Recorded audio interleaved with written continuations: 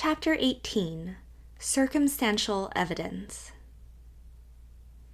At the Saturday morning breakfast table, Aunt Ruth preserved a stony silence. But she smiled cruelly to herself as she buttered and ate her toast. Anyone might have seen clearly that Aunt Ruth was enjoying herself, and, with equal clearness, that Emily was not.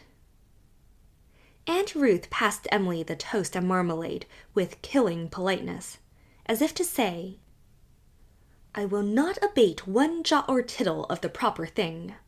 I may turn you out of my house, but it will be your own fault if you go without your breakfast." After breakfast, Aunt Ruth went uptown. Emily suspected that she had gone to telephone to Dr. Burnley a message for New Moon. She expected, when Aunt Ruth returned, to be told to pack her trunk. But still Aunt Ruth spoke not. In the middle of the afternoon, Cousin Jimmy arrived with the double-seated box sleigh. Aunt Ruth went out and conferred with him. Then she came in, and at last broke her silence. "Put on your wraps," she said. "We are going to New Moon." Emily obeyed mutely. She got into the back seat of the sleigh, and Aunt Ruth sat beside Cousin Jimmy in front. Cousin Jimmy looked back at Emily over the collar of his fur coat and said, "Hello, Pussy," with just a shade too much of cheerful encouragement. Evidently, Cousin Jimmy believed something very serious had happened, though he didn't know what. It was not a pleasant drive through the beautiful grays and smokes and pearls of the winter afternoon. The arrival at New Moon was not pleasant. Aunt Elizabeth looked stern. Aunt Laura looked apprehensive. "I have brought Emily here," said Aunt Ruth, "because I do not feel that I can deal with her alone. You and Laura, Elizabeth, must pass judgment on her behavior yourselves." So it was to be a domestic court, with her, Emily, at the bar of justice. Justice. Would she get justice? Well, she would make a fight for it. She flung up her head, and the color rushed back into her face. They were all in the sitting room when she came down from her room. Aunt Elizabeth sat by the table. Aunt Laura was on the sofa, ready to cry. Aunt Ruth was standing on the rug before the fire, looking peevishly at Cousin Jimmy, who, instead of going to the barn as he should have done, had tied the horse to the orchard fence and had seated himself back in the corner, determined, like Perry, to see what was going to be done to Emily. Ruth was annoyed. She wished Elizabeth would not always insist on admitting Jimmy to family conclaves when he desired to be present. It was absurd to suppose that a grown-up child like Jimmy had any right there. Emily did not sit down. She went and stood by the window, where her black head came out against the crimson curtain, as softly and darkly clear as a pine tree against a sunset of spring. Outside, a white dead world lay in the chilly twilight of early March. Past the garden and the Lombardy poplars, the fields of New Moon looked very lonely and drear, with the intense red streak of lingering sunset beyond them. Emily shivered. "Well," said Cousin Jimmy, "let's begin and get it over. Emily must want her supper." "When you know what I know about her, you will think she needs something besides supper," said Mrs. Dutton tartly. "I know all anyone need to know about Emily," retorted Cousin Jimmy. "Jimmy Murray, you are an ass," said Aunt Ruth angrily. "Well, we're cousins," agreed Cousin Jimmy pleasantly. "Jimmy, be silent," said Elizabeth majestically. "Ruth, let us hear what you have to say." Aunt Ruth told the whole story. She stuck to facts, but her manner of telling them made them seem even blacker than they were. She really contrived to make a very ugly story of it, and Emily shivered again as she listened.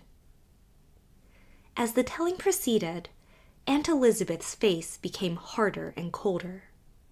Aunt Laura began to cry, and Cousin Jimmy began to whistle. "He was kissing her neck," concluded Aunt Ruth.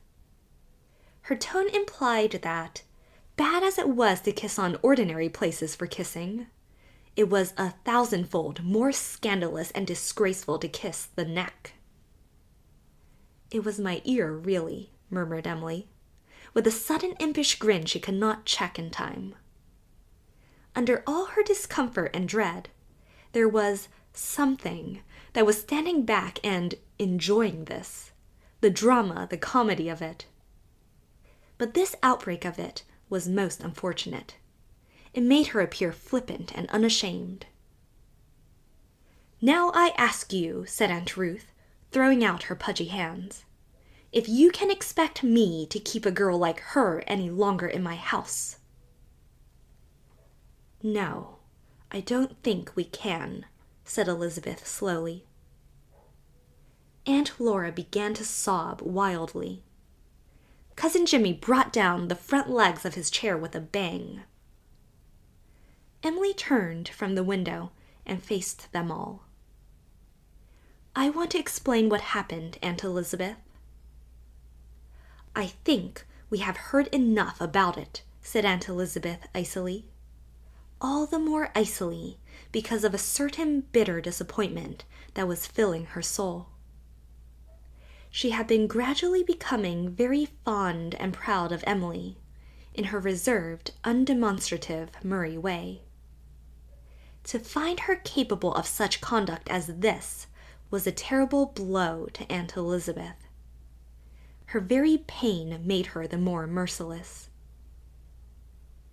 "No, that won't do now, Aunt Elizabeth," said Emily quietly. "I'm too old to be treated like that. You must hear my side of the story." The Murray look was on her face, the look Elizabeth knew and remembered so well of old. She wavered. "You had your chance to explain last night," snapped Aunt Ruth, "and you wouldn't do it." "Because I was hurt and angry over your thinking the worst of me," said Emily. "Besides, I knew you wouldn't believe me." "I would have believed you if you had told the truth," said Aunt Ruth. "The reason you wouldn't explain last night was because you couldn't think of an excuse for your conduct on the spur of the moment. You've had time to invent something since, I suppose." "Did you ever know Emily to tell a lie?" demanded Cousin Jimmy. Mrs. Dutton opened her lips to say, "Yes," then closed them again. Suppose Jimmy should demand a specific instance. She felt sure Emily had told her fibs a score of times, but what proof had she of it? "Did you?" persisted that abominable Jimmy. "I am not going to be catechized by you." Aunt Ruth turned her back on him. "Elizabeth, I've always told you that girl was deep and sly, haven't I?" "Yes," admitted poor Elizabeth, rather thankful that there need be no indecision on that point. Ruth had certainly told her so times out of number. "And doesn't this show I was right?" "I'm afraid so." Elizabeth Murray felt that it was a very bitter moment for her. "Then it is for you to decide what is to be done about the matter," said Ruth triumphantly. "Not yet," interposed Cousin Jimmy resolutely. "You haven't given Emily the ghost of a chance to explain. That's no fair trial. Now let her talk for 10 minutes without interrupting her once." "That is only fair," said Elizabeth, with sudden resolution. She had a mad, irrational hope that, after all, Emily might be able to clear herself. Oh, well. Mrs. Dutton yielded ungraciously, and sat herself down with a thud on old Archibald Murray's chair. Now, Emily, tell us what really happened, said Cousin Jimmy. Well, upon my word, exploded Aunt Ruth. Do you mean to say I didn't tell what really happened? Cousin Jimmy lifted his hand. Now, you had your say. Come, Pussy. Emily told her story from beginning to end. Something in it carried conviction. 3 of her listeners at least believed her, and felt an enormous load lifted from their minds.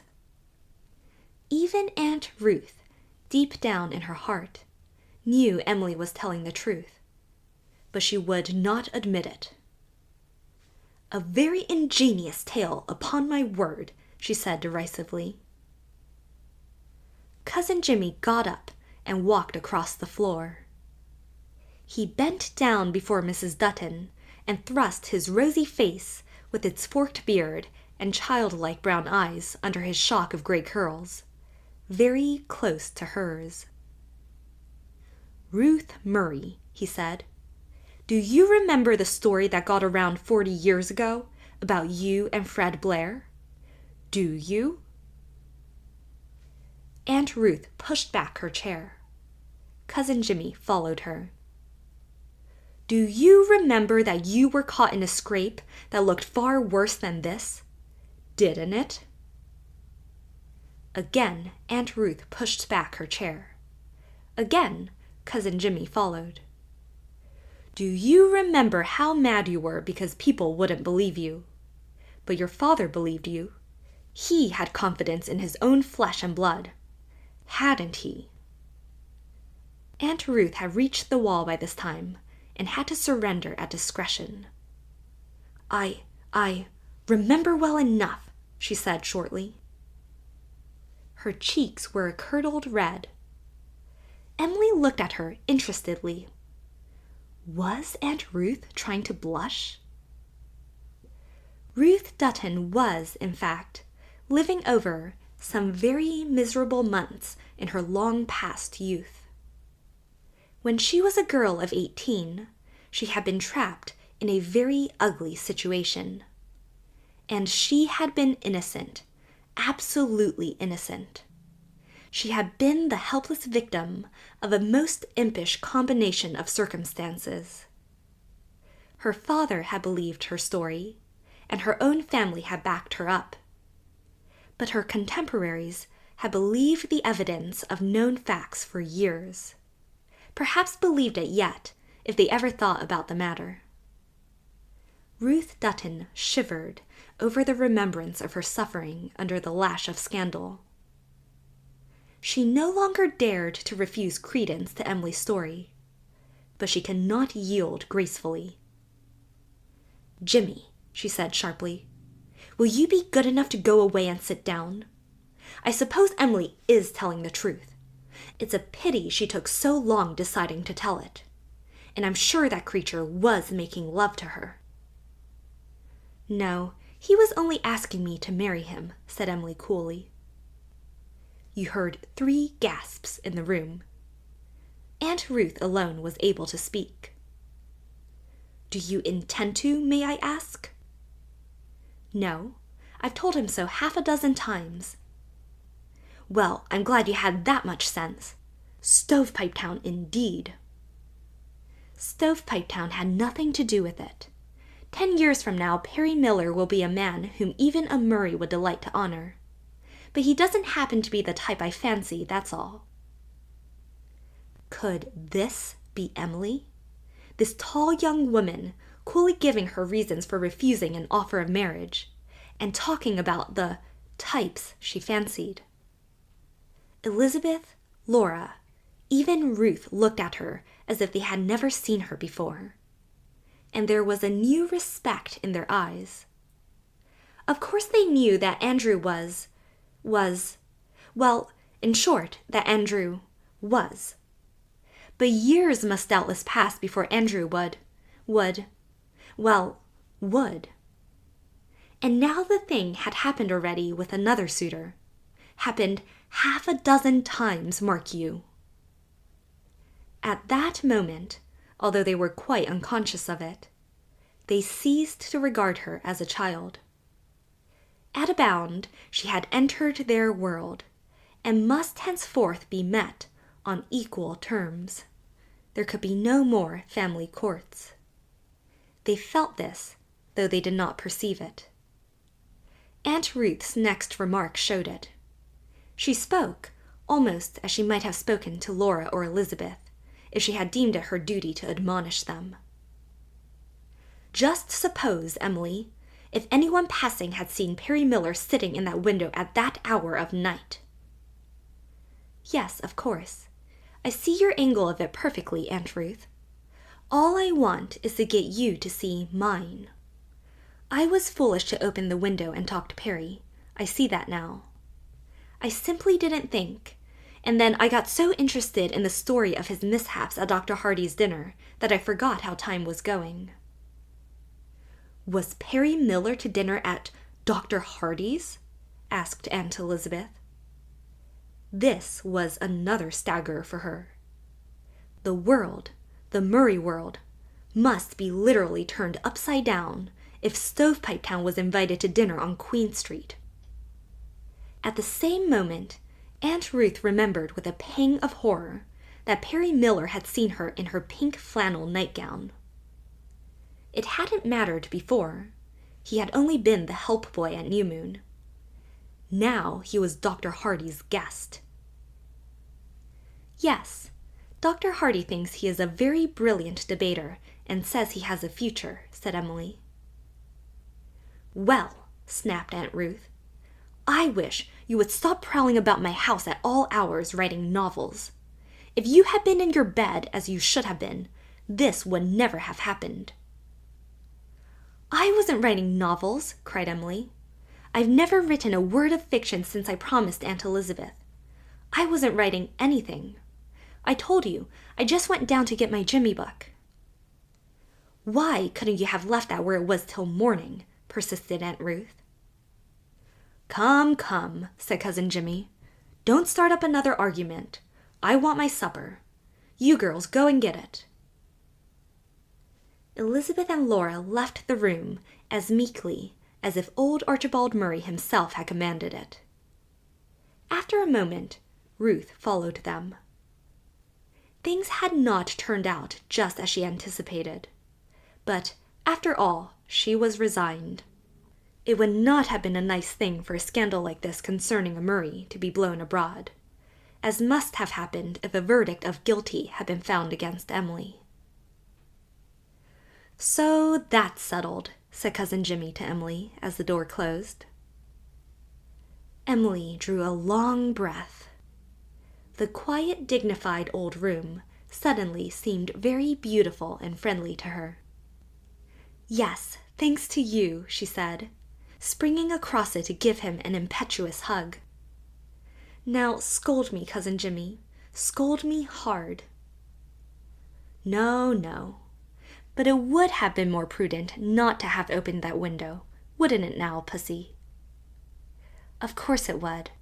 But prudence is such a shoddy virtue at times, Cousin Jimmy. One is ashamed of it. One likes to just go ahead and hang consequences, supplied Cousin Jimmy. Something like that, Emily laughed. I hate to go mincing through life, afraid to take a single long step for fear somebody is watching. I want to wave my wild tail and walk by my wild lone. There wasn't a bit of real harm in my opening that window and talking to Perry. There wasn't even any harm in his trying to kiss me. He just did it to tease me. Oh, I hate conventions. As you say, hang consequences. But we can't hang 'em, Pussy. That's just the trouble. They're more likely to hang us. I put it to you, Pussy. Suppose, there's no harm in supposing it, that you were grown up and married, and had a daughter of your age, and you went downstairs one night and found her as Aunt Ruth found you and Perry. Would you like it? Would you be well pleased? Honest now." Emily stared hard at the fire for a moment. "No, I wouldn't," she said at last. "But then, that's different. I wouldn't know." Cousin Jimmy chuckled. "That's the point, Pussy. Other people can't know. So we've got to watch our step. Oh, I'm only simple Jimmy Murray, but I can see we have to watch our step. Pussy, we're going to have roast spare ribs for supper." A savory whiff crept in from the kitchen at that very moment. A homely, comfortable odor that had nothing in common with compromising situations and family skeletons. Emily gave Cousin Jimmy another hug. "Better a dinner of herbs where Cousin Jimmy is, than roast spare ribs and Aunt Ruth therewith," she said.